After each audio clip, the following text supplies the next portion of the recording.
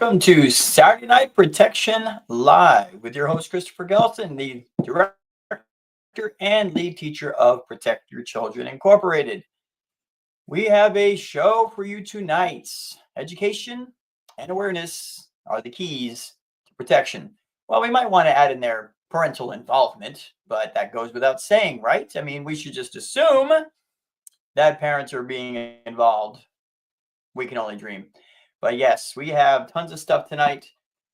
We have, oh my gosh, hey, Piggy Doo, welcome to the chat. Glad that you're here. There is so much stuff going on. We got a third grade teacher who was teaching her kids about sex. And then when a parent called her out on it, she went to the school board and they taught her ways to basically do it on the down low. Yeah, keep teaching it, but do it on the down low so the parents don't find out, which is insane. We got a Tampa doctor, a very well-known doctor, actually, and Protect Your Children, the home right here, is in Tampa, in the Tampa Bay area. And this doctor was arrested on child PORN, can't say it on YouTube, PORN charges for allegedly abusing minors and trading images and videos. And this guy was a doctor for quite a long time. Unbelievable. We got that story coming up. Also, we got a bar owner and his partner, keyword partner there, were both arrested on child PORN charges. And well-known nightclubs, actually, in Orlando and Tampa, down in Ybor City, the party area of Tampa. So these two guys were arrested for allegedly trading in and abusing minors. And they had access to a dance club, which attracted lots of younger people. So, yeah, we're going to get into that story as well. What else do we got? Omegle. Yeah, remember Omegle?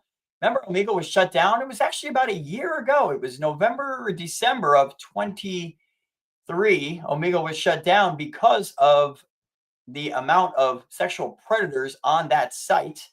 And, yeah, they were being sued like out the wazoo. And so they decided just to shut down and just get out of Dodge. And here it is about a year later, and Omegle is back. Yes, but not in the format that it was, but in a different format, which is much more dangerous for kids. And parents need to be aware because now they have to block the website and the app, all right, from kids getting on this thing. And of course, there's no age verification or ID verification or anything with this Omegle. So they're back. We're going to get into that. We got a great hero segment for you tonight and a bunch of other stuff along with your comments. Marie T, good to see you back in the chat. Marie T is our co-director and one of the teachers here at Protect Your Children Incorporated. Glad that you are here. Good to see you. So, yeah, we got an action-packed, jam-packed, education-packed show tonight. And we want to thank the people who listen on the podcast just ahead of schedule because they kind of get forgotten, you know.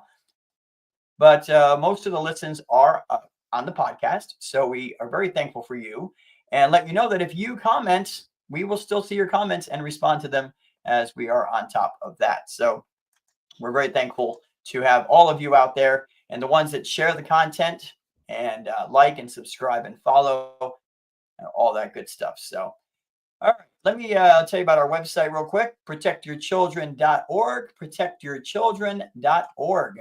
is the website, and a lot of education and awareness there.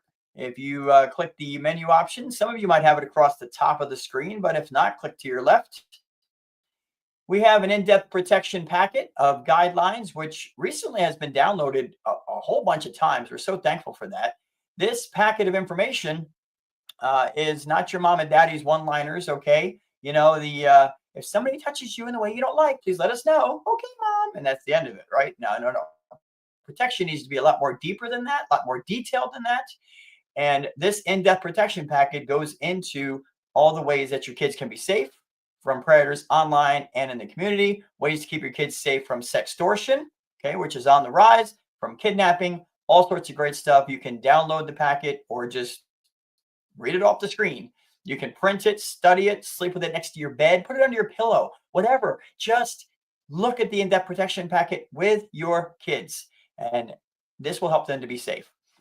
Zachary Bernhardt. We did a show last week. And by the way, last week, some of you guys may have realized that the show was pre-recorded, and because we had a family event to go to last Saturday, so we did a pre-recorded show about Zachary Bernhardt, one of the updates that we had posted about a year ago. We wanted to replay that to get some more exposure on that case. So yes, we are still working on Zachary Bernhardt's case, and we're not giving up. And I'll tell you what, we're more encouraged than ever to pursue an angle that we think is going to lead to conclusion of this case. So we'll just leave it at that. Our live shows are all here. Tips on preventing kidnapping, a whole bunch of other great stuff, all on our website, protectyourchildren.org. All right. So let's take a look at the chat. Piggy Doo. I love that name, Piggy Doo. That's so cool, Piggy Doo. And let me just read here. Rising on Eagle's Wings. And okay, cool. So, all right. So where do we want to start? We're going to start, I guess, with a hero segment, which we like to bring every week, a hero segment. And it just highlights how great kids are, how awesome kids are, how brave kids are, and kids that just are selfless and they jump into action when needed to help others, to rescue others, to make a difference, to pursue goals and dreams that they have. And we just think it's so awesome. And we want people to remember how awesome kids are, right? Because kids are precious. They're beautiful. Yes, they can be a pain in the butt sometimes. They could be a handful, no doubt. But kids are awesome, right? And they're doing a lot of great things out there that just don't get noticed. And we want to bring you this hero segment so we can encourage you to support the kids out there and to keep them safe from predators. So that's what we want to do with that. Also, we're going to get into the TikTok ban. Yes, it looks like TikTok will be banned as of tomorrow night. It looks that way. President Trump has made some rumblings about him trying to stop it. We don't know if that's going to happen, but it looks like TikTok will be going away. And we're going to give you our take on that. On one side, we're very happy. On the other side, we're a bit concerned. And you might go, man, TikTok's full of sludge, man. Yes, it is. It is a predator-filled app teaching kids to dance sexually and do stupid challenges. Very dangerous, stupid app. Unfortunately, kids are finding that stuff on Instagram Reels, YouTube Shorts, Rumble Shorts, and tons of other places. So why we're only banning TikTok, it's beyond me. So, but in any case, let's get into the Piggy Doo says, yeah, good riddance. We're kind of with you on that one, So, all right, let's look at this hero segment. We'll be back in just a couple minutes. This is a great story. Let's check this out. A Bucks County teenager playing ice hockey suddenly found another use for his hockey stick. He saved 2 children with it after they fell through the ice of a frozen pond. Action News reporter Dan Cuellar has more on the dramatic rescue. Me and Sean, we were just skating right out there. 16-year-old Corey Hemberger says he and his friend Sean Miller had been playing pond hockey Sunday afternoon at Lake Afton in Yardley and were just about to head home when they heard a 13-year-old kid fall through the ice into the frigid waters. And he was screaming for help. His friend tried to help him, and he ended up going in with him. Corey says something told him he had to go help and rushed towards the 2 with his hockey stick. I was kind of just in the moment. My adrenaline was going, my heart was pumping, so I kind of just went for it and just hoped that God was with me. It was just after 5, and Tim Miller says he was sitting in his truck nearby when he heard all the commotion. Then I jumped out of my truck and I started running down the trail after, with the phone to call. Call 911 as I'm going. Right when I was on the edge, reaching my stick out, I just heard it cracking. So I was like, all right, we got to do this quick so I don't fall into. He was able to get the kids out who were shaking and shivering, but okay, they declined an ambulance. Corey's mother didn't learn the extent of what had happened until the next day when she saw something a mother had posted on Facebook. All superheroes don't wear capes. Play ice hockey. I'm like, oh, my kids play ice hockey. Let me look at that. She soon realized it was the mother of one of the boys that Corey had rescued and reached out to her to say it was her boy. She wanted to just thank me for, his heroic efforts and that her son's okay. And without Corey being here, she doesn't know what would have happened. She says the mother wanted to know if she could buy something for Corey to say thanks. I said, I don't need anything because I knew if I was in that situation, I would want someone to help me too. I mean, really? How awesome is that? He says, I don't want anything. You don't have to buy me anything. Because if I was in that situation, I would expect someone to help me too. That is the innocence of children, right? That's a good heart and the innocence of children that we want to protect. So Marie says, way to go, Corey. Glad to see young people doing amazing things. Absolutely. What a great kid and a great story. We love bringing those hero segments every week because, like I said, there's so many kids doing so many great things that don't get noticed. And we want to make sure we uplift them and encourage them to continue to do the great things that they do. So that's pretty awesome out there. All right. Hopefully the sound is good. And as you notice, my beautiful face is back. Yes, I know. I know. We did a whole bunch of shows without me on here. And we had some comments from people saying, hey, you should, get back on camera. So, well, guess what? You got me. So, but it's glad to see everybody else out there. We got a bunch watching on Rumble right now, Facebook and Twitter and YouTube as well. And we ask that you would click like and subscribe, comment. It does help the algorithm. Makes a big difference. It really does. So before we continue, I want to highlight somebody. We'll just say her name is Donna, and Donna has signed up to donate $20 a month on a recurring, automatic recurring donation every month, and we're so thankful for that. Donna is the only one, actually, that has a recurring donation, okay? We will tell you straight up that $20, 15 of that goes right to Chase Bank. No joke, because we have to pay service charges on our business account. So that leaves us with $5, okay? $5 we can't really do much with. So we want to encourage you out there, if you appreciate what we do, if you want to help protect kids, consider signing up for a monthly donation. We're going to be starting a campaign soon. It's called 10 for 10, and we've actually done research on this, and just $10 a month, okay, will reach 10 families. When we seriously, $10 a month, 10 families. Imagine that. And of course, it can reverberate from there. But $10 a month is what we're asking for, recurring donation. And when we promote the content on social media, we can guarantee that that's reaching 10 families just for $10, right? So imagine if we had a whole bunch of people just doing $10 a month, then we are going to be reaching tons of families, tons of kids with awareness and education, just like this live show and everything that we offer on our website. And we ask that you would consider doing that. We know money is tight, Christmas time, New Year's, all the ASPCA commercials. Okay, first of all, is anybody seeing these ASPCA commercials? Okay, I mean, they do find the saddest looking dogs in the world. And listen, we're dog lovers here. We love dogs, we love animals, right? But this commercial is running so much, and they're playing like the song The First Noel, right, to it, and they're asking for people $19 a month, and you can help protect dogs, which is a great thing to do, right? But we're looking at it going, you know what? There are children which are more important than dogs that need to be protected. There's a whole lot of people that are just on the train, going along the tracks, just not realizing the danger that their kids are facing every single day. And we really want to reach those people, and we're asking for your help to do that. We right now, the volunteers that we are, no one takes a salary. We all cover the expenses to run the website, conduct the live streams, do all the stuff that we do.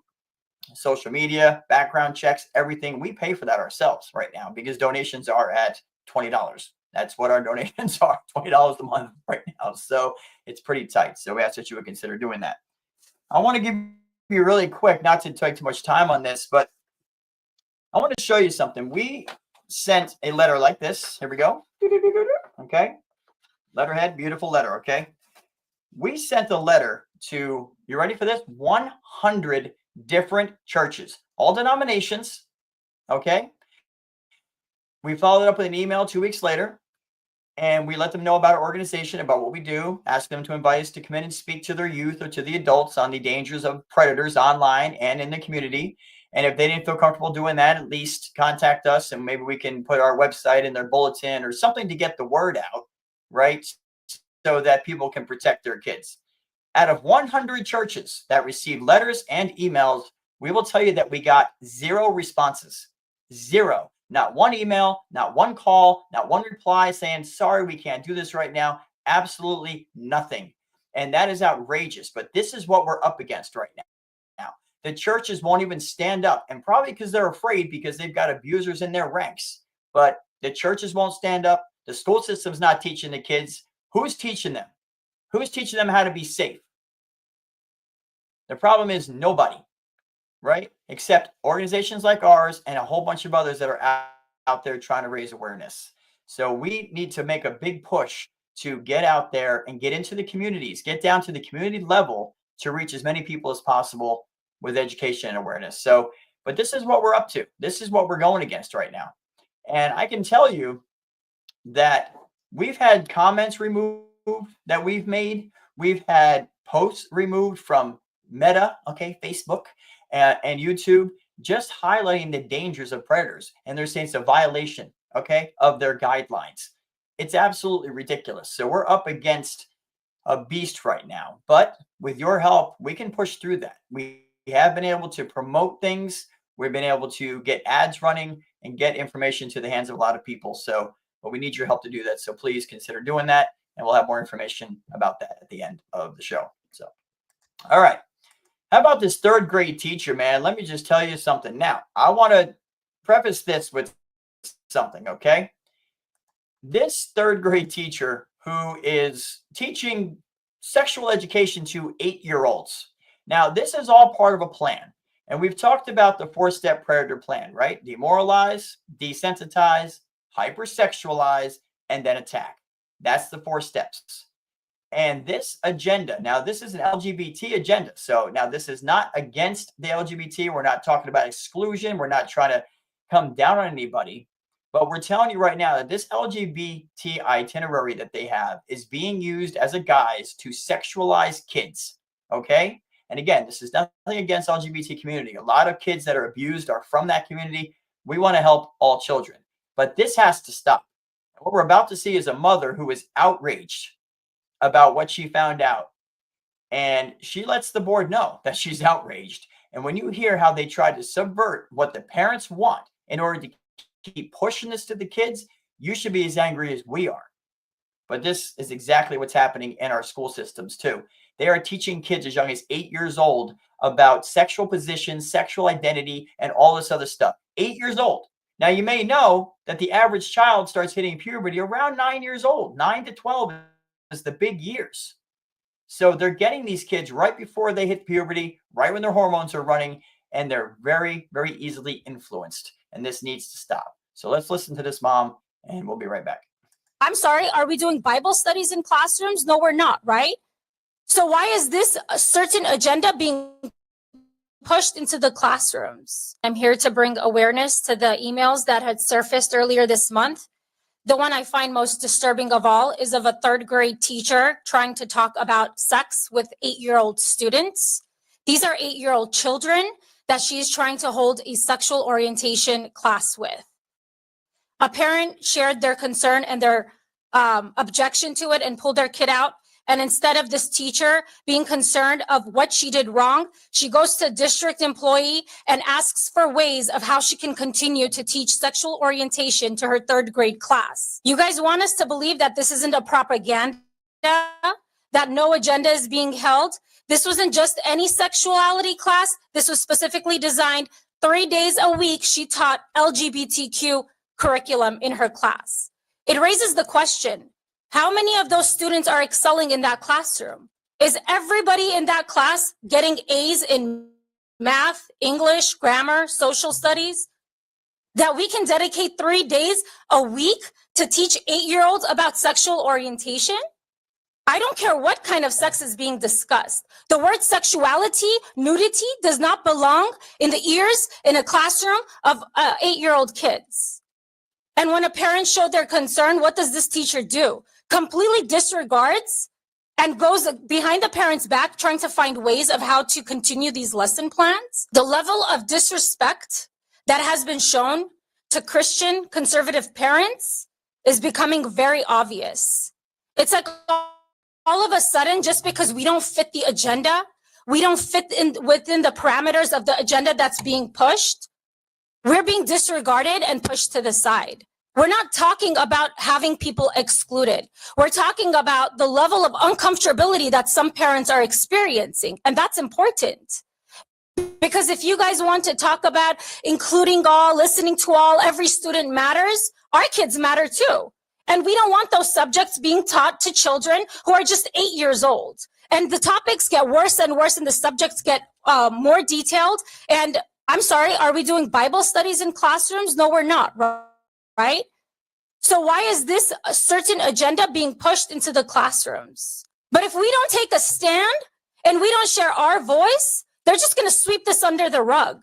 Why should a parent overhear her 8-year-old kid being taught about sex? Mrs. Tiber says, "Good morning, Sally and Craig. As you know, I teach third grade. Today, I talked to my class about LGBTQ Pride Month and played 2 short videos from YouTube that were geared toward kids. A parent who heard the lesson and discussion made her daughter leave the Zoom and texted me asking when I was done discussing sexual orientation so that she can let her kids back onto Zoom. I was planning on doing more lessons tomorrow and Wednesday, but now I'm afraid to." After sending the email, Mrs. Tiber received a response from Mr. Craig Lewis, part of district staff, that said, "Do not be concerned or afraid. Your principal should support you, as I know that our district, including Vivian, does," end quote. This district staffer goes even further and gives more media recommendations to the teacher, but says to steer clear of content that says sexual or coming out, since it may raise red flags. In other words, coaching this teacher on proven methods to push her agenda, but to stay under the radar.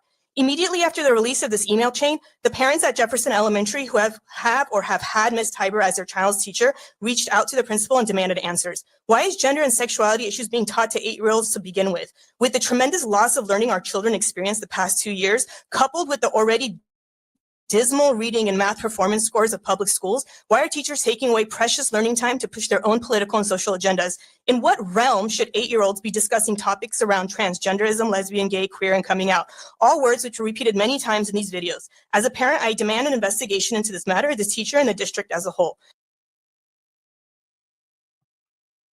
Wow. Now, do you think they're going to do an investigation? I mean, probably not. It's crazy that when parents stand up and say, "This is wrong. I don't want my children or any child having to be taught this at 8 years old." 8. The school system says, "Hey, look, just avoid certain keywords so the parents won't realize that you're teaching it." That's right. And then on the other hand, they're going to do an investigation. No, they're not. They're going to do an investigation. It's absolutely horrifying what's happening. But this is all part of the hypersexuality, right? To hypersexualize the kids. You get them right before they're about to hit puberty, right before their hormones start kicking in, and you teach them all this ungodly stuff. And I'm going to tell you what, even if it wasn't an LGBT thing, if it was just straight up sex education, you're not teaching an 8-year-old about oral sex or anal sex or all that. What are you doing? They're 8. They don't need to be thinking about anything like that. And she made a great point. 3 days a week, 3 out of 5 days, you're teaching this crap instead of teaching the kids, STEM, for crying out loud, and arithmetic and reading and history and all that good stuff that they should be learning. You're teaching them this.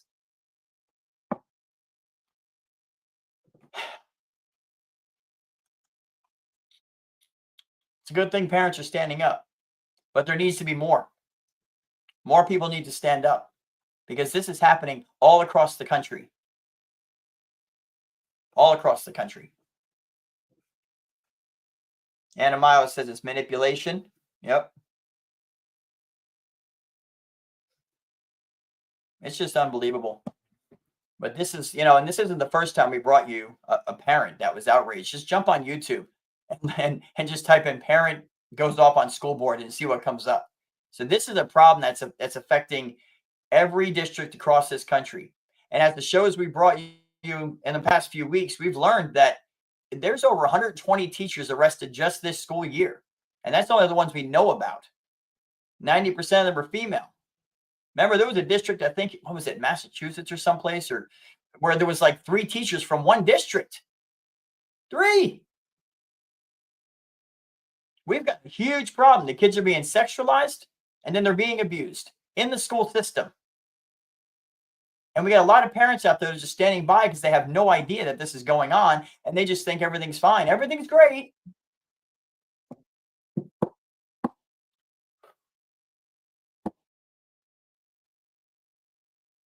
Piggy Doo says, I'm part of a citizens organization. We have a committee that pulls this garbage out of our schools. I'll let them know about your organization. Please do. Thank you. And thank you for all you do, Piggy Doo, because, you know, when it comes down to the district, right, and to the Board of Education, this does not need to be there. It doesn't need to be there. Yeah, Piggy Doo says it's, it's called We the People. Yeah, it is We the People. Man, I'll tell you something. So this girl here, we're about to show you, this girl, whoo, man, almost got kidnapped right from her bus. She was getting off her bus. And we bring you this because you want to keep kids safe, right? They have to be watched at all times. This girl, as you're going to see, was just getting off her bus. And all of a sudden, this guy comes up and literally grabs her and tries to run off with her. And it's like, thank God there was a neighbor who heard the girl screaming and stepped in. But are we getting to a point where, like, you need to watch your kids all the way to the bus and back? Yeah, we are. Remember just a month or so ago, we brought you the story about there were 2 attempted abductings in one town by 2 separate traffickers. A little boy and then a teenage girl were almost taken. So these people are organizing, and they're looking for kids that are not being watched. They're looking for kids that are alone, looking for kids who they think won't fight back, and they're going after them. Let's check this out. New video shows the terrifying moment a man sees a young girl as she arrived at her bus stop. She had just gotten off her bus in Lauderhill on 18th Court and was walking home. You see him in a yellow shirt. He starts creeping behind her. Then I just felt somebody grab my foot, so then I turned around, and then he like grabbed my foot, dragged me. And I was screaming, somebody help me. A neighbor who was outside saw this all unfold, yelling at the man. That spooked the would-be abductor into running back into a waiting car. So then I ran over to my house. I couldn't believe it. Kamora's mother says her teenage daughter came home screaming, and she asked a neighbor for surveillance video, and when she saw it... When I saw it, that's when I really realized what was going on. Lauderhill police were called and still investigating, hoping now someone sees the outfit and possibly, albeit grainy video, recognizes this man and turns him in. It's happening. It is happening, and thank God somebody stepped in and scared off this freak. But man, it's crazy out there. Now, we're not to the point where, like I said, you know, you have to wrap your kid in bubble wrap, you know, and hide them inside at all times, you know. But they need to be educated. They need to be aware. Parents need to be aware. Kids need to know to check their surroundings. Don't be staring at their phone the whole time, right? When they're walking to the bus or getting off the bus or staring at their phone, they're not even paying attention to what's going on around them, which makes them an easy target. You know, things like that can make a huge difference, right? And yeah, Marie T said, praise the Lord for video. Absolutely. I mean, you know, it is grainy and hopefully they'll catch this guy. But man, that's a scary thing. That is a scary thing. I want to tell you that on our website, we have tips on preventing child kidnapping. And you go to our website and click on the tab that says preventing child kidnapping. And there's a whole list of things that you can do as parents and teach your kids as well on how to keep them safe. Okay. And, you know, we just highlight some of the big cases. Children of parents who use drugs and alcohol at parties where drugs and alcohol are consumed are more likely to be kidnapped. It talks about family member drug use. It talks about kids staying in groups of at least 2 or more people whenever it's possible, not to take the same exact way to school every day. If they're walking to school, try to switch it up a little bit so there's not a path that they can be watched on at the same time every single day. Just tons of stuff like that. And when you get a chance, you can check that out on our website, protectyourchildren.org/preventing kidnapping. So you can definitely check that out and educate your kids on that. So, but it is, wow, it is just crazy. And, you know, we know it's like a downer, right? We got to bring you this bad news all the time, but it should be a motivator. Okay. it should be a motivator. It should be waking people up, right? Parents that think that everything is fine, and there's a lot of them. Believe me, we see it every day. We hear about it every day. Like, parents just don't think this is going to happen to their kid. You know, no one's going to touch my child. They know better. They'll tell me, when the stats show that the majority of kids don't tell for like 3 to 5 years. Okay. Oh, well, we checked everybody out, a background check, and no one's been arrested. Everything's all good. But 88% of child predators have not been arrested yet. We know that from stats over time. I mean, parents just aren't aware of what the heck is going on. And it's up to us to tell them, to make them aware. This is why we do the live shows. This is why we post on social media all week long. This is why we bring you the stories when they're breaking, in order to raise awareness and make people go, whoa, wait a minute, that's freaking crazy. Maybe I need to talk to my child. Yeah, you do. You do need to talk to your child. You know the number one thing that kids got for Christmas this year? This is true. Take a guess. What do you guys think the number one thing is that kids got for Christmas this past year? I'll leave that and I'll answer it if you guys put it in the comments. What do you think the number one thing is that parents got for Christmas this year? And we'll come back to that. All right, let's look at this freaking doctor. Oh my gosh, man, this is some scary stuff. Here's a doctor who's been practicing for like 30 years, okay? And reputation, people, he's a great guy. He does great work. Marie T got the bingo. Phones. Yes. Phones, man. Phones and iPads. And I am telling you, younger and younger. Parents like to make light of this on Instagram and on YouTube Shorts. Surprised our child with a phone for Christmas. They're like 7 years old. And the kids are crying. They're like so happy because they got a phone at 7 years old. 8 years old, 9 years old, got a smartphone in their freaking hand.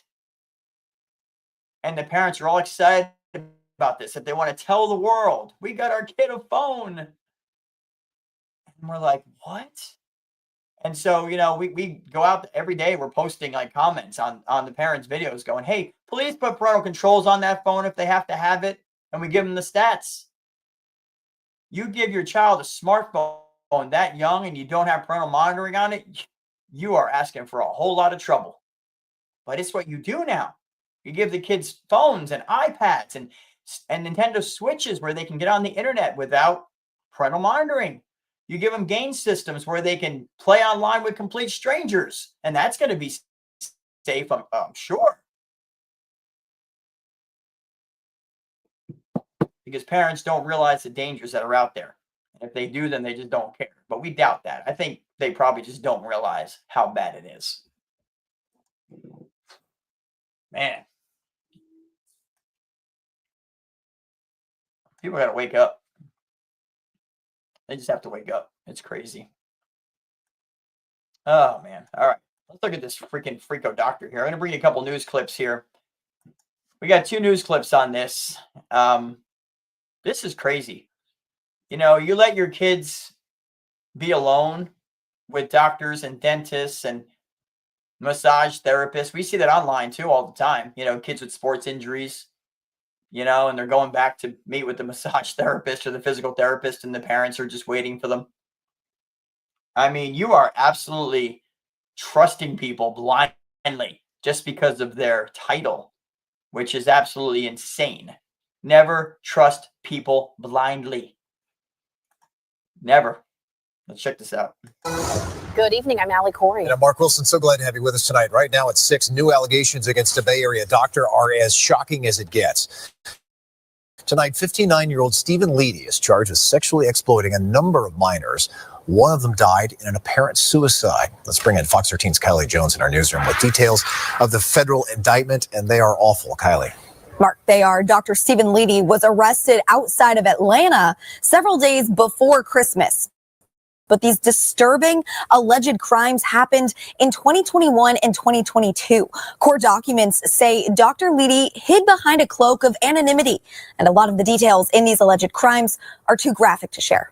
The allegations against a longtime Tampa Bay doctor are shocking. This would be absolutely disgusting and horrific to a new level. Dr. Dr. Stephen Leedy is accused of targeting at least 10 children online.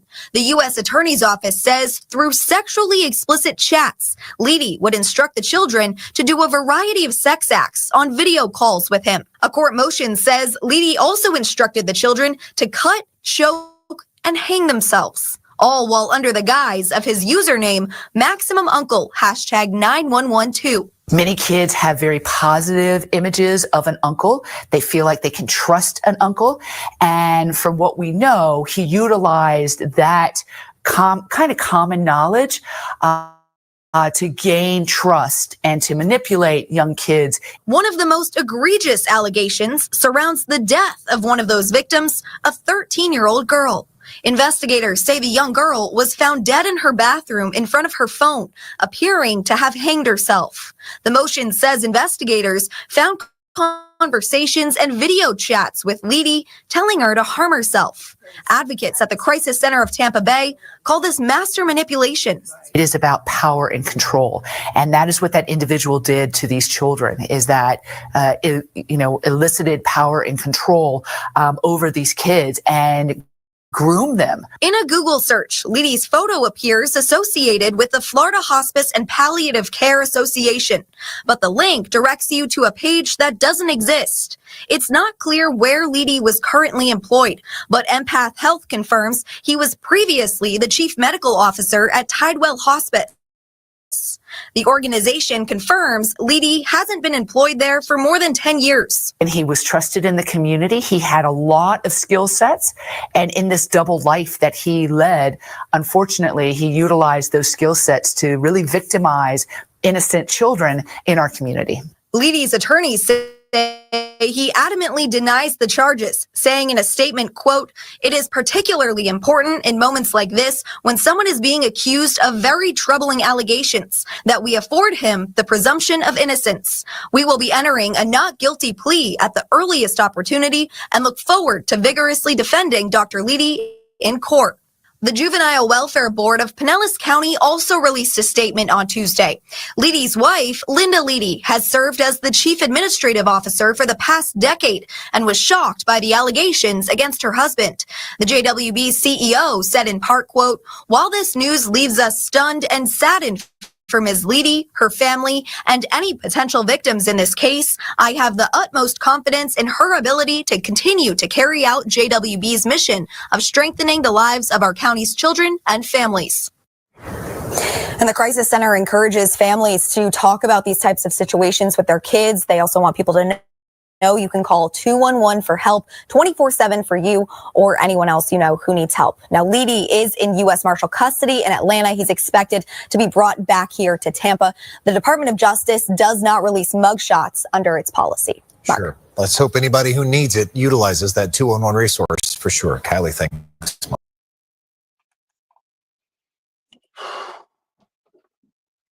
I'm fuming. I mean, wow. But this gives you some insight on the tactics that these predators use. I mean, just look at the screen name, right? He puts uncle in there, right? And kids think, well, you can trust an uncle or an aunt or a grandma, grandpa, right? And then he has them, and he's a doctor, right? So kids will trust a doctor. They'll trust an uncle. And he has them doing all these horrible things. And for the one girl that unalived herself at his direction, allegedly. And that's what's hilarious, because it's like, oh, he maintains his innocence. They've got the freaking chat logs, okay? They got chat logs with his freaking username tied back to him. And we have to say allegedly. And he's claiming, I'm innocent. That wasn't me. That was the one-armed man. And the charge and these allegations are going back to 2019, 2021. I mean, how many years? How many kids did this guy allegedly abuse? But again, everybody just trusts the doctor. He's got PhD after his name. So that must mean he's safe. Will we stop it now, please?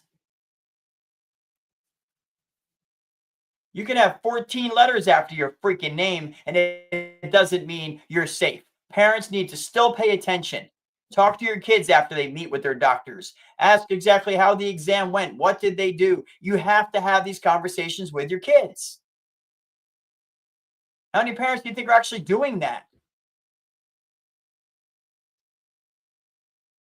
And this guy's going to get everything coming to him.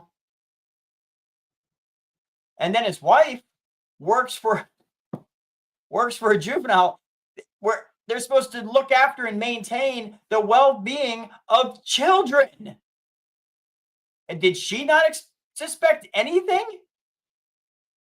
Maybe not, because sometimes these guys are really good with their double life.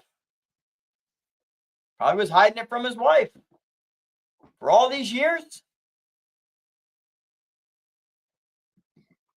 We hope that any parent out there in the Tampa Bay area who knew that their kids went and talked to this doctor or had Zoom calls with him or whatever, we hope they're having a conversation with them. We guarantee there'd be more victims, allegedly. Yeah, Marie T said, go in the office and with your child and trust no one. Piggy Doo said, my mind is blown. He stalked children online too. I mean, what is going through the mind of these people? It is just straight up evil. Is there any other word? Is there any other word? We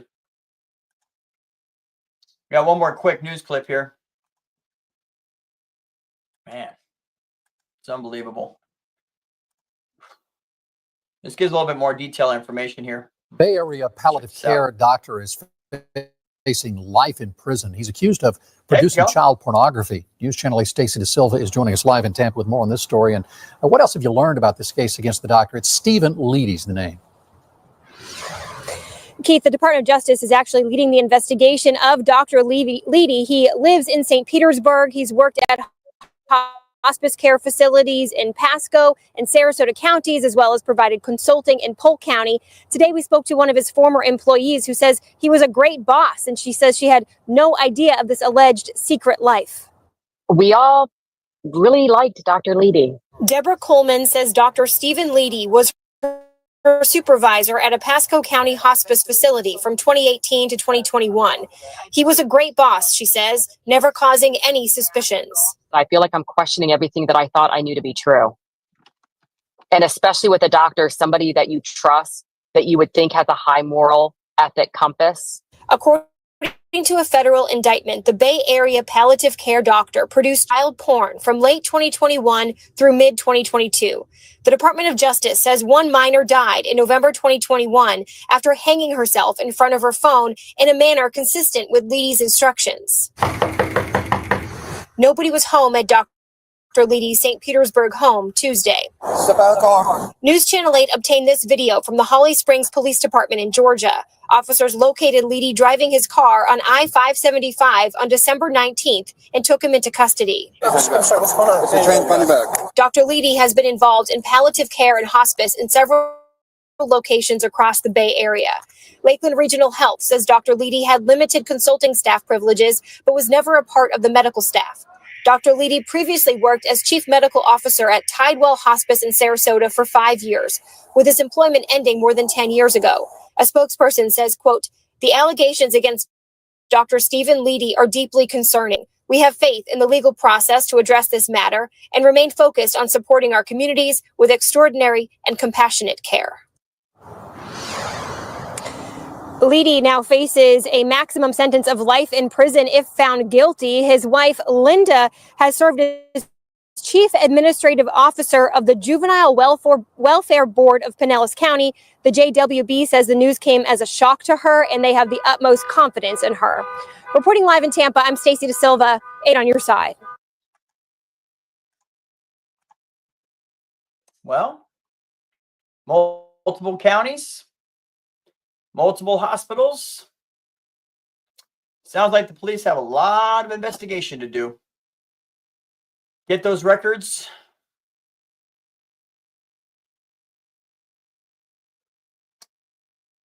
This is crazy. I mean, back in the day, would you ever consider this a concern from a doctor? Nope. Or a teacher? Nope. Or a principal of a school, or the wife of a chief of police? Yeah, one of those was arrested too. Times have changed. Times have changed. And people need to wake up. And that's who we're really trying to reach with these programs. We're trying to not preach to the choir. Now, granted, some of you watching live may not know about these stories, and now you do. And you can talk about them and get the word out, and that helps to protect kids. But we're really trying to get a lot of people that are asleep at the wheel to tune in and to be shocked into waking up and realizing that whether it's a third grade teacher teaching sex to your kids, or a girl getting kidnapped when she gets off the school bus, or almost kidnapped. Thank God that wasn't successful. Or a doctor allegedly abusing minors. Teachers abusing kids. And schools trying to cover it up.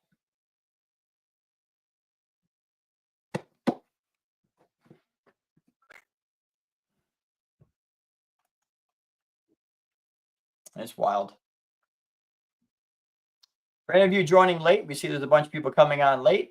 Please catch the podcast. Show starts 8 p.m. Eastern every Saturday, 8 p.m. Eastern.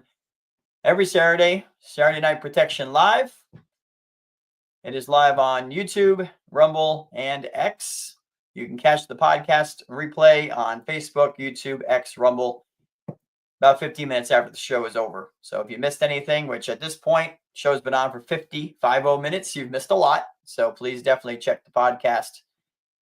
And we're going to keep rolling on here. It's crazy.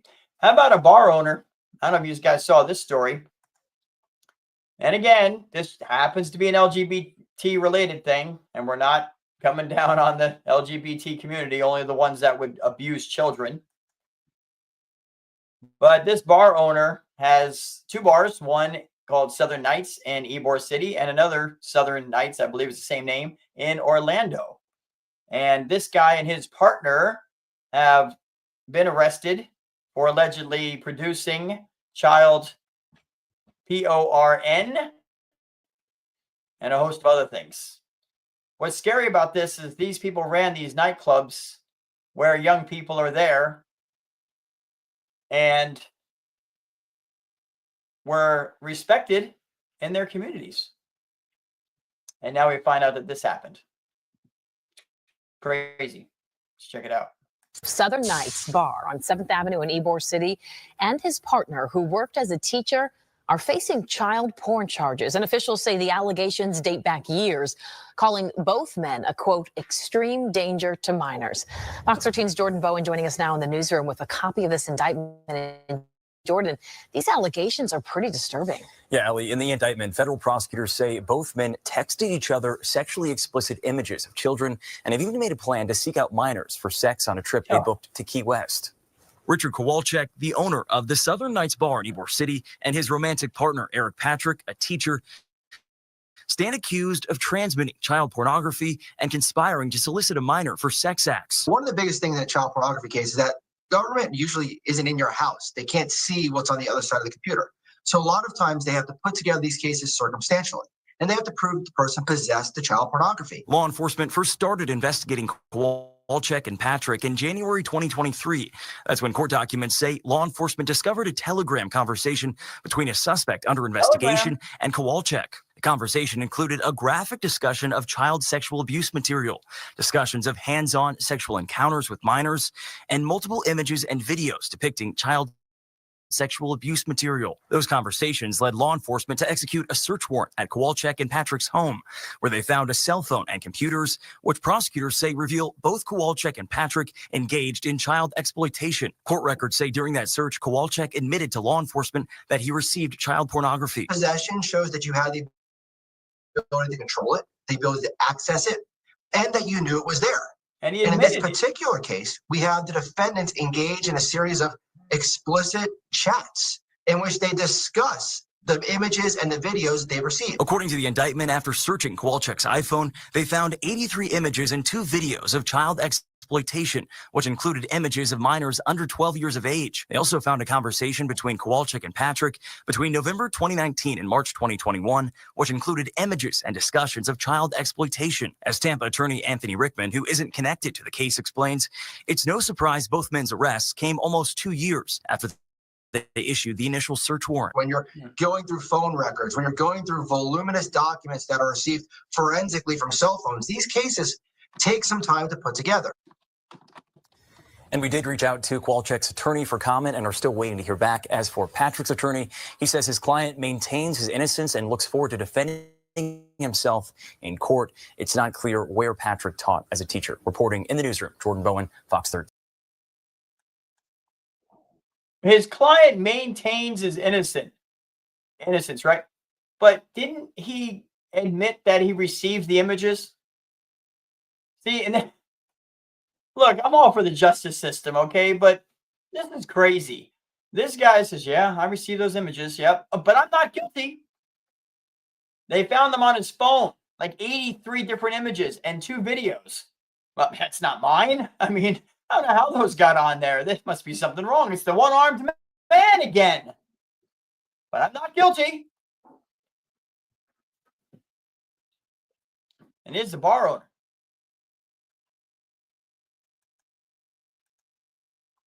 So far, what do we got? 3rd grade teacher teaching sex to 8-year-olds. We got a girl almost kidnapped, getting off the bus, right? Just doing normal day-to-day stuff. I mean, we got this Tampa doctor who's accused of abusing minors and producing child PORN over 3, 4, 5, 6 year period. Do we have a problem?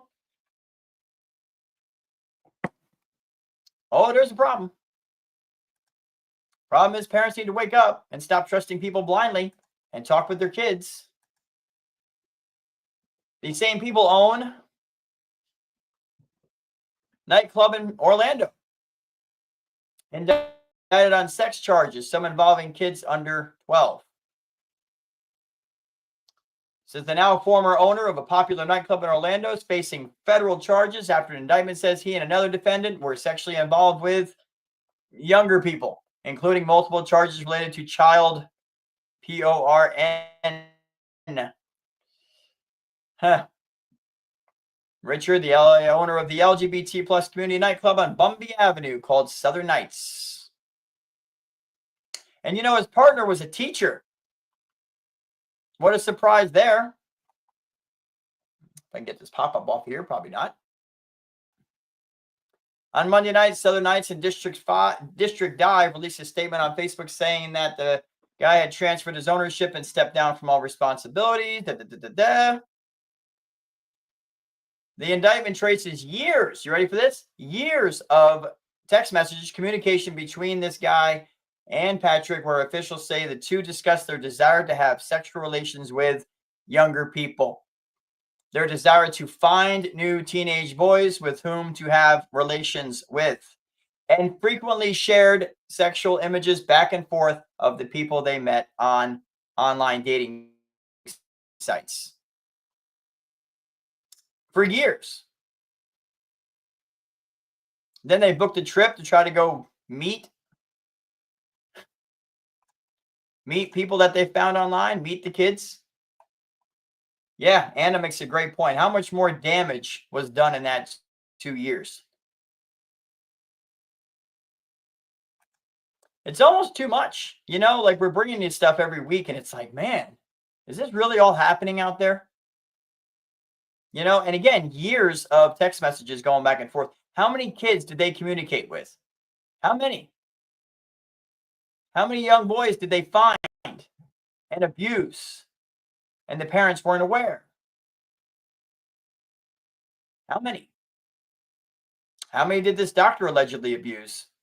Who's the images of that the doctor had? Why is a 3rd grade teacher teaching sexual orientation and sexual positions to 8-year-old kids?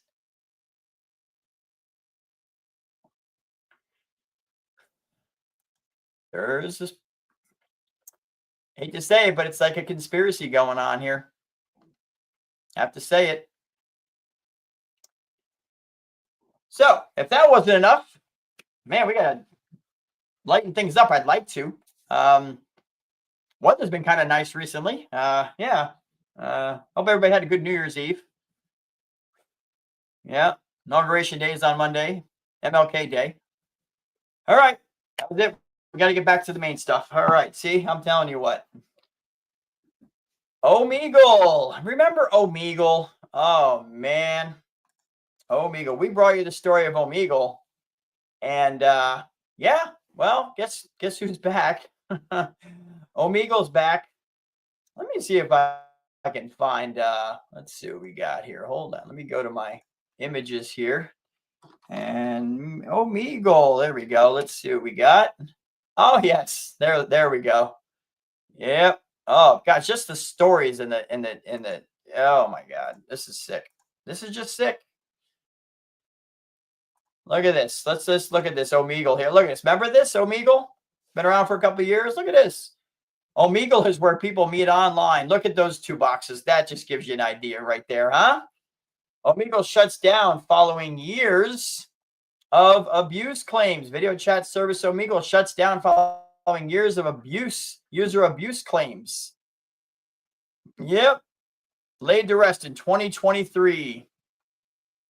Omegle, a video chat service that connects users with strangers at random, is shutting down after 14 years.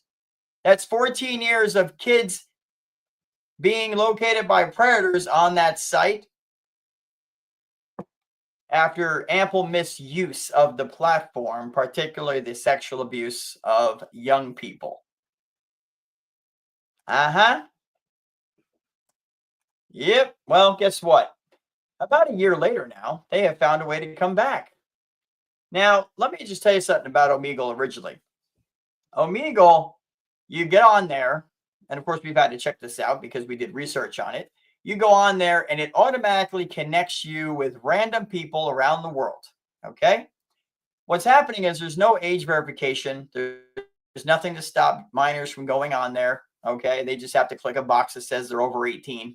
Well, there you go, especially if the parents aren't paying attention. And what was happening is predators were using the site to get in communications with kids. Now, the original Omegle, you just, they communicated with the kids, and then they would find their WhatsApp or their Facebook or their Messenger or whatever. They'll get their phone number, and then they would eventually escalate it from there onto video, onto abuse. Okay, that's what the allegations are against Omegle, right? Well, guess what? They're back now. And it's called Ome TV, O-M-E-TV, as in Omegle TV. Now it's even worse, you see, because now it's direct video. So now the kids get on there and they're randomly just matched up with a complete stranger from somewhere around the world. And they can video chat with them immediately. No age verification still. Now you would think after the lawsuits and after being shut down, they would put some protections in place? No, why would they do that? So now it's even worse. And when you go to their website, I'm going to show you what you see. All right. We got, let me see if I can bring this up here. Let me share this. Okay.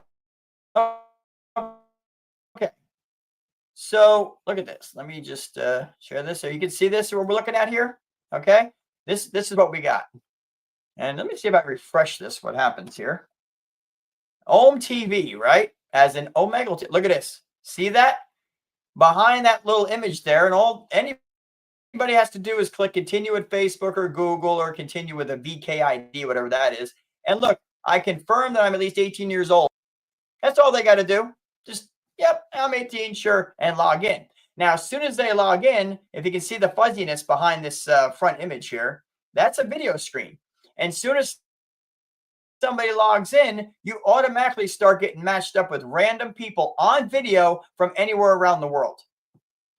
That's just how easy it is. That's just how easy it is. Now, do you think that predators are going to use that? Man, Piggy Doo asked, where's Ome TV headquarters? That's a good question. That's a really good question. I should know this. All right, let's just see here. Let's see. Who owns Home TV. Let's see what we got here. Oh, company profile. Track XN. Oh, that just sounds nice. Let me bring this up here. We're going to run a little bit late tonight, like we usually do, but we appreciate you sticking by. Let's see who owns this crap. And where are they located? Home TV company profile here. Home TV is a video chat application that allows users to create a personal profile, connect with friends and random users, exchange messages, and join video chat. All right, let's see. Website Home TV. Let's see. Does it even say? Oh, Portugal. And it says 2015, but this is the first we've heard about it in America. It's in Portugal. Imagine that. Wow. So it's outside the country. Now, I'll make a quick point on this, that in Florida, they passed a law on January 1st that required every adult content website to have age verification screen pop up, which means that you have to have a credit card, driver's license, upload something to show that you're 18 years old before you can view the content. Well, let me tell you something. We started looking into this on January 2nd. Now, yes, we have the unfortunate job of making sure that these sites are complying with the Florida law, and we report what we find back to the Attorney General.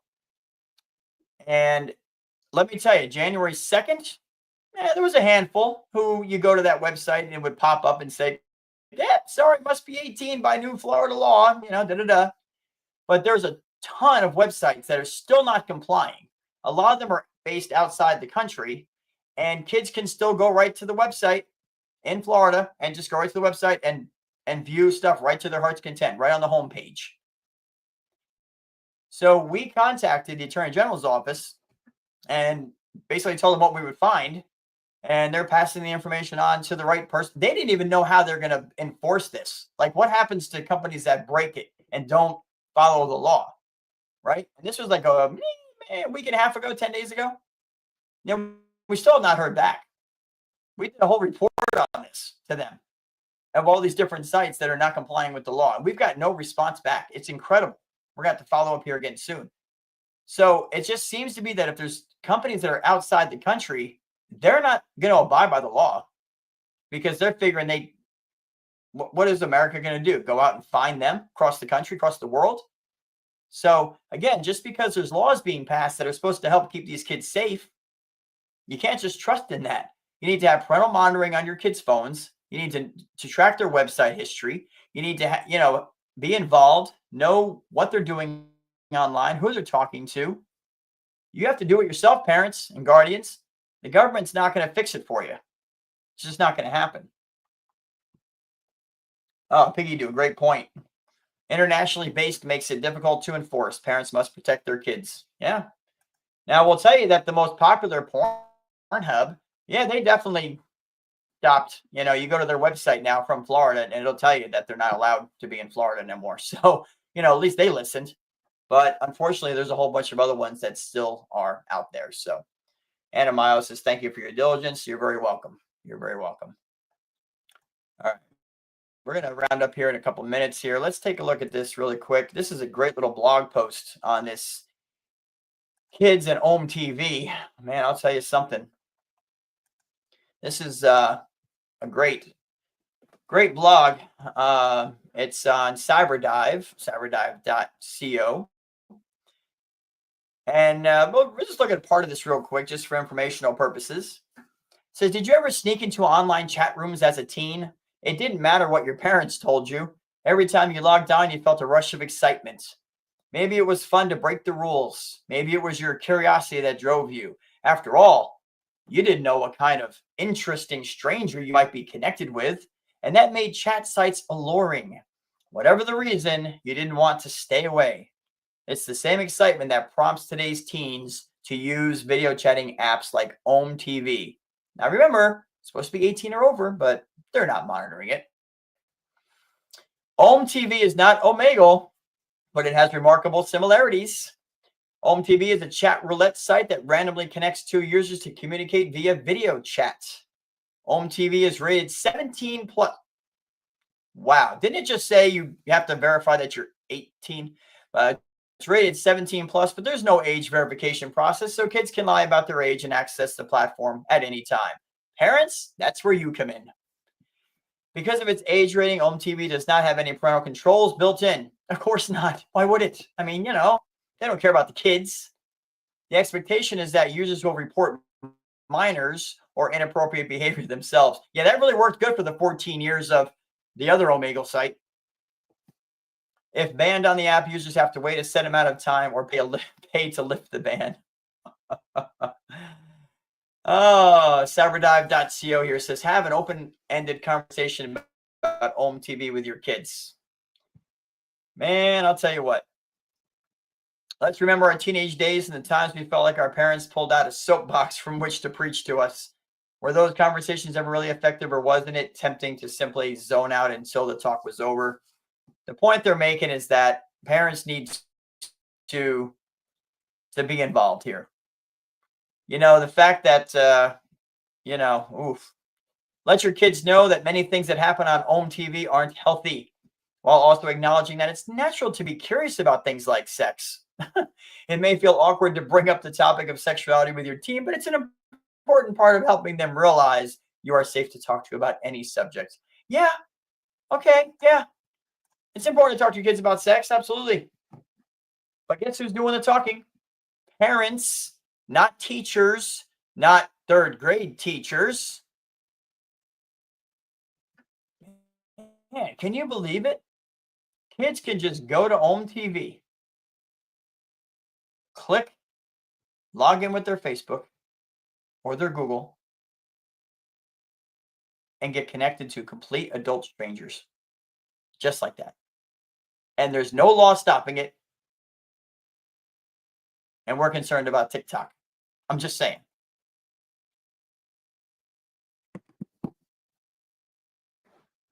Home TV. Parents, there's a website and an app. Make sure your kids do not have Home TV, O-M-E TV. If you have parental monitoring on your kids' phones, block the site, block the app. It is super dangerous. And remember, this is something that kids are doing in the privacy of the bathroom, privacy of their own bedroom, when they're hanging out with their friends. It's really, really dangerous. All right. Let's round out here with TikTok. Quick little segment on TikTok. So the ban is going into effect tomorrow night at midnight. And now listen, we have been no fan of TikTok. We've been pushing for, well, as far as we've been doing this live show, for the banning of TikTok. It is an app that is hypersexualizing and dumbing down our kids. It is an app that is causing division within our culture. It is not regulated. Again, no age verification, no ID verification, nothing. And we've been wanting TikTok gone for a long time. And it looks like it's going to finally happen. Now, we're not a political show, but we will say that at one point, President-elect Donald Trump was for the ban. Now he's not for the ban. Biden is for the ban. That's why it's happening. There's a political thing going on with all of this. And it just seems to me that we're missing the point, right? Now, are we for banning social media sites in order to keep kids safe? Well, that's a slippery slope. You know what I mean? We do live in a society where we have freedom of expression, freedom of speech. We have the freedom to talk against our government. We have the freedom to talk about whatever the heck we want on social media. And it just seems to me that when the government can come in and ban an app, that could be the first domino to fall. Now, on the other side of it, the government's being forced into this position. Now, they're using the reason of China. Well, guess what? Temu, I believe that's based in China, and they've got more personal data than anybody does, than TikTok does, that's for sure. And TikTok's owner, ByteDance, is based in China. There are, I think there's another site out there called Redstone or Red Site, something like that. That's owned by China, social media site. We're not talking about banning that. I mean, there's tons of sites out there where China can get our personal information. right? And they're not talking about banning any of those, but they want to ban TikTok. Hopefully that's because of the underlying causes that we just mentioned. So are we happy it's going away? Yes. Do we think it could be a precedent to ban other social media sites? Yeah. And that's a problem, because that is where people are free to express their opinions. And that's Christians, conservatives, atheists, LGBT, straight people, everybody have the right to express their opinions, no matter how cockamamie they are, however they see fit. Right? So this is kind of a weird road to go down with this. And yeah, Marie T makes a great point. People are using media devices to babysit their children. Yeah, it is crazy. Now let us remind you, as we get ready to close out here, these are just some of the crap challenges that were on TikTok, okay? And again, there's always an ad about, an ad or advertisement about TikTok everywhere targeting kids. There's always a news report about dangerous TikTok challenges. And these are just like 7 of them that people need to know. And it says here, vandalized bathrooms, smashed floor tiles, stolen safety signage. This destructive scene is not connected to a riot. These events are part of a TikTok challenge known as Devious Lick that has grabbed hundreds of thousands of views online. And it goes on. Look at this. FDA warning about NyQuil chicken TikTok challenge. What is this? You infuse your chicken with NyQuil? I mean, this is the kind of crap that's been on there. Let's look at a couple of these. The Borg challenge. The so-called Borg typically consists of a mixture of alcohol, electrolytes, caffeinated flavoring, and water in a 1-gallon jug. The purpose of the drink apparently is to stay hydrated while drinking copious amounts of it in the slow intoxication process and keep the dreaded hangover at bay. How about the blackout challenge? Look at this. TikTok sued after 2 girls die attempting the blackout challenge. Okay? How about the choking challenge, the pass out challenge, the Benadryl challenge? Okay? Challenges encouraging the consumption of over-the-counter medication, which, by the way, if you've noticed, that's why these things are locked up now behind like glass doors.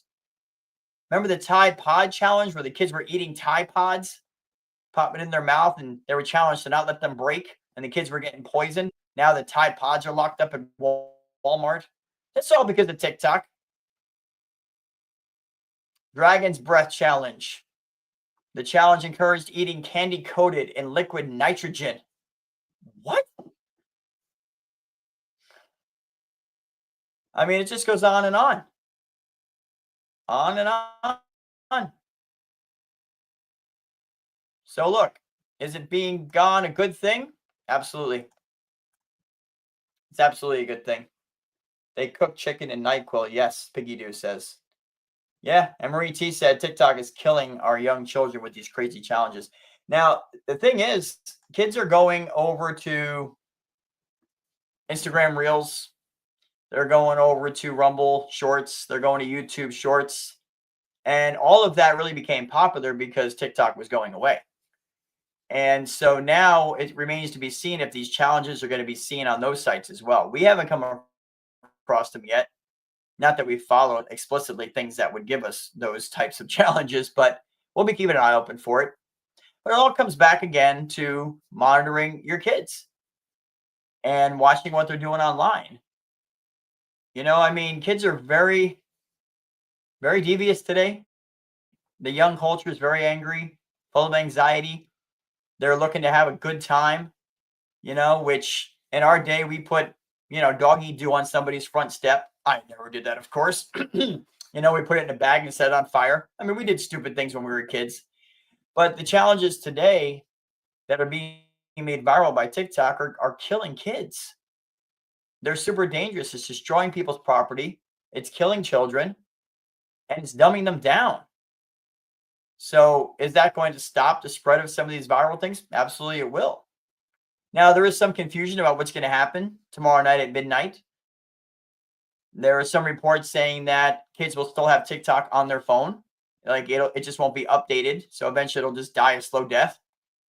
the CEO of TikTok, who, by the way, is going to be at the Trump inauguration. Just throwing that in there. Thought that was kind of weird. But he says that at midnight, the app's going to just have a pop-up ad on it. And when anybody tries to go to it, it's going to basically say TikTok's been banned by your government. Thank them. Something like that. You know?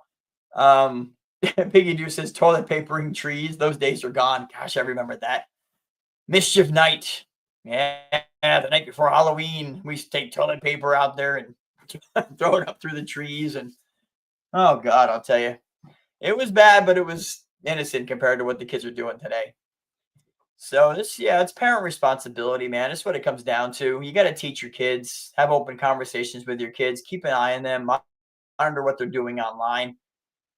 And we want to remind you that if you missed any of the show tonight, you can listen to the podcast. It'll be available about 15 minutes afterwards. We'll post that on all our social media. But we've got a battle on our hands, ladies and gentlemen, a battle. And we're doing our part to try to wake up the masses and help them be aware of the dangers that our kids are around so they can teach their kids. And as I said, you can help us out. We mentioned before that we're starting a new campaign coming up shortly called 10 for 10. And yes, we've researched this, and $10 a month, a $10 auto every month will reach 10 families on social media.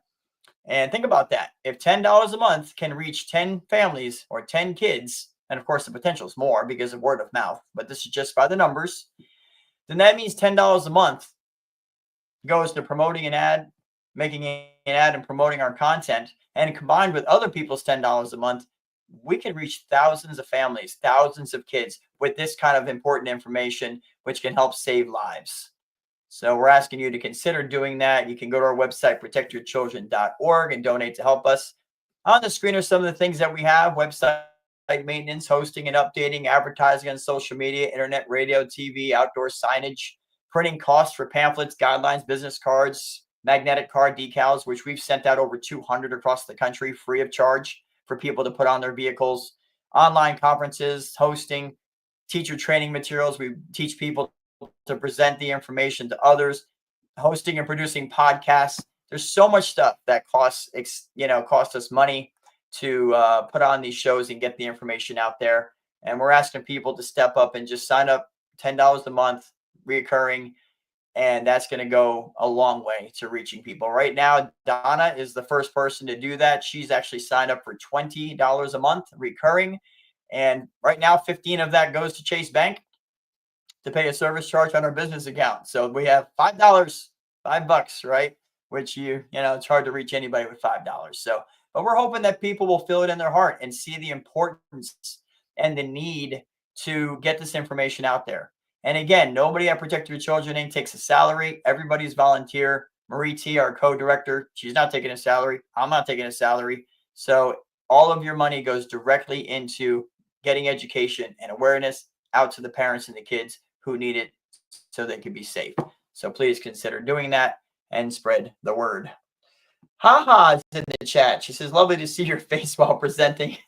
Haha was one of the people that said, hey, you should get your face back on there, So it's great to see you in the chat. We hope that you're doing okay. And Anna Mayo, Piggy Doo, Marie T, all the other people watching on Rumble. Let's see, we got YouTube, Twitter. We thank you all for being here tonight. Please like and subscribe. Share the podcast over the next couple of days. Just click the share button. Let's get this thing to a whole bunch of views. Why? So we can feel good about getting subscribers? No. Okay. We're not getting ad revenue. We're not anywhere near that. Okay. We want parents to wake up and be educated. We want parents to stand up for the rights of their children and for their own rights as parents. Okay. And it doesn't matter what side of the aisle they're on, Democrat, Republican, LGBT, straight, doesn't matter. The reality is that all of our children need to be safe from these evil predators that are finding their ways, like we saw tonight, whether it's third grade teachers teaching them sex, whether it's a doctor who's been in practice for tons of years with a great reputation, right? Whether it's a little girl getting taken or almost taken when she gets off the bus, whether it's nightclub owners who are waiting for young people to find their way to their clubs and then do horrific things. it is all over the place, and we want kids to be safe. So that's what our mission is, to educate and raise awareness. So we thank you all for being here tonight and sticking around. And we just hope and pray that we'll continue to reach a lot of people, and we can do that with your help. We are at a point here. I'll just finish up with this. We're at a point where we can't really do a whole lot. Okay. If you ever try to get government grants, there's hoops there that you wouldn't believe. Long time frames. We don't have grant funding. We don't have corporate funding. We have no funding except $20 a month coming in from Donna. So we're at a standstill how much people we can really reach. And we're asking you to reach into your heart and help us out with that. And we can together protect a whole lot more kids than what we're doing. And we just thank you in advance for that. So, all right, until next week, this has been Saturday Night Protection Live with your host, Christopher Gelston, the director and lead teacher of Protect Your Children Incorporated, along with Marie T in the chat, who's our co-director and another one of our teachers. We thank you for everything that you do. We ask that you stay safe and keep protecting your kids, and be nosy. Thank you, and God bless.